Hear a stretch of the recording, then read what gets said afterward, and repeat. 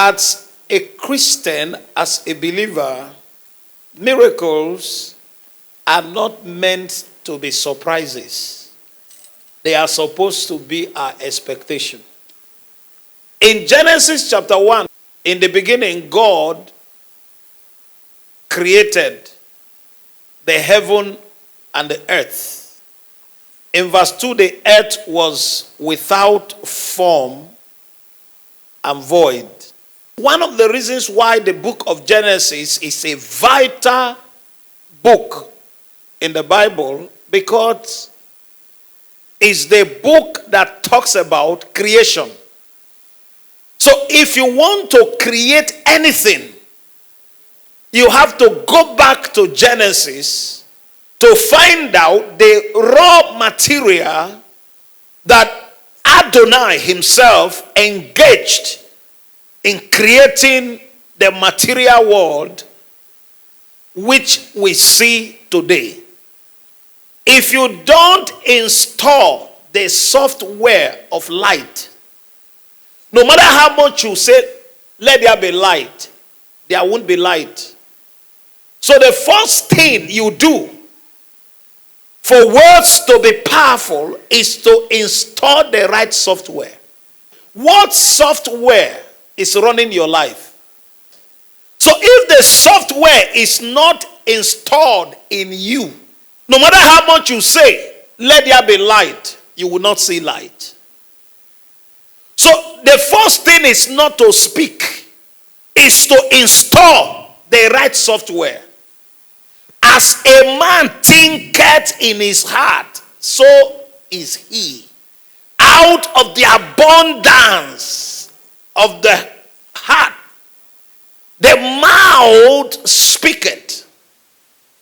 So the words that we speak has a source. So when God said, let there be light, it was not a surprise. It's an expectation. Because God himself is light. Adam did not create the animals that were brought to him. So in course of our walk with God and men, certain things will come our way that we did not create. And God is watching to see what you will call those circumstances. You have two mouths. The first mouth is the one everybody hears. The second one is the inner voice that nobody hears. The woman with the issue of blood said, if only I can touch the hem of his garment. That was her inner voice. Now the challenge many times is that our inner voice is totally in contradiction to our outer voice. Many times what people say outward is not really what they mean inward. So the moment there is a contradiction, you won't have the desired result.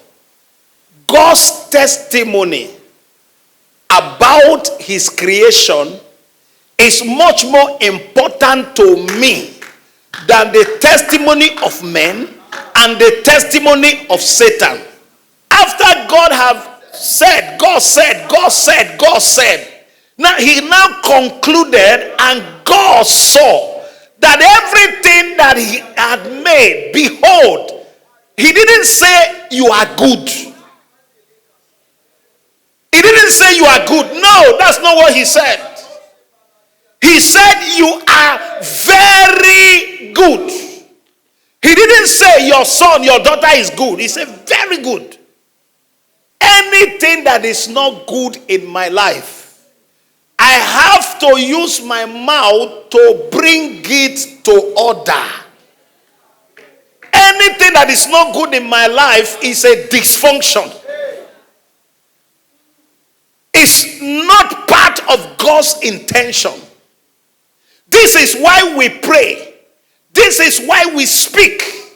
You know, Jesus described it. He said, when men slept, an enemy came and planted the wrong seed. Because his disciples said, if everything is good, how come what we didn't plant is growing? He said, on the day of harvest, there will be separation. And anything my father did not plant, my God did not plant cancer, so you can't have cancer. My God did not plant barrenness, so you can't be barren.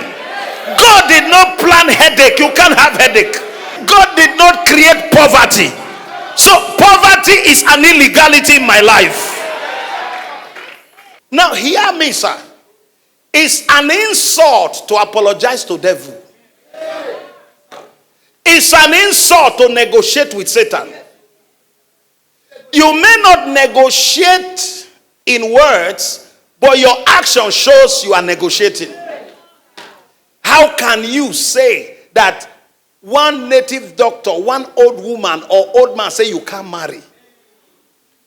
How? That somebody say you can't prosper. Meka ne udeke kamusa. Prenia onga de gatu kabrenisa.